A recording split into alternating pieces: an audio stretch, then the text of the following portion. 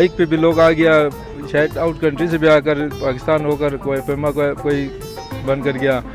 बाकी साइकिल पे भी आ गया, लोग पैदल भी इधर से उधर गया, उधर से इधर आ गया। अब ये घोड़ा का जो है ना, ये अनोखा वो था, अभी तक किसी ने शायद दुनिया में आज तक किया नहीं होगा। इसलिए मैंने वर्ल्ड रिकॉर्ड में जो है ना पाकिस्तान और गिलगित बल्तिस्तान का नाम जो है ना आगे निकालने के लिए निकला हूँ।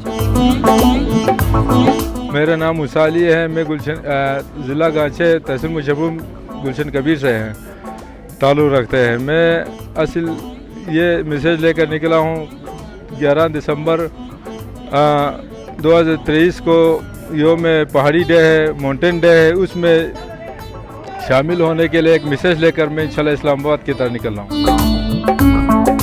पहला स्टे मैंने गांचे खपलू में किया, दूसरा वाड़ी में किया, तीसरा गोल में किया, चौथा आज सकरदो में पहुंच गया है।